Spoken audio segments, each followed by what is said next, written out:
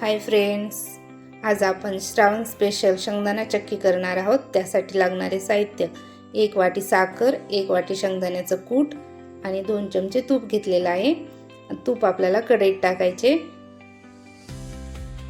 तूप गरम झाल्यानंतर साखर टाकायची आणि साखर आपल्याला हलवून घ्यायची आहे। एकदम गॅसची फ्लेम मंद ठेवायची आणि आपल्या साखरेचा पाक तयार करून घ्यायचा आहे। आपल्याला साखरेचाच पाक करायचा आहे, पाणी टाकायचं नाहीये। आणि नंतर असा पाक तयार करायचा, साखर ठेवायची नाही आणि ओठ्याला तूप लावून घ्यायचं आणि ते शेंगदाण्याचं कूट आपलं पाकात टाकायचं, हलवून घ्यायचं आणि नंतर लगेच आपल्याला ओठ्यावर टाकायचं आहे। ओठ्यावर टाकून ते एकदा पलटी करायचं आणि आपल्याला लाटण्याने लाटून घ्यायचं आहे। जेवढं पातळ होईल तेवढं लाटून घ्यायचं, कारण आपल्याला जेवढी पातळ चक्की होईल तेवढी छान लागेल। नंतर लगेच आपल्याला चक्की पाडून घ्यायची आहे।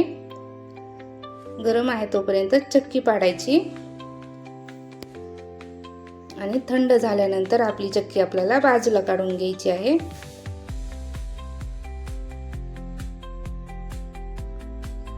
एकदा करून बघा, खूप छान लागते खायला आणि करायला तर एकदम सोपी आहे।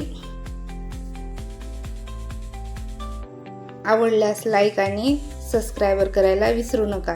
बाय।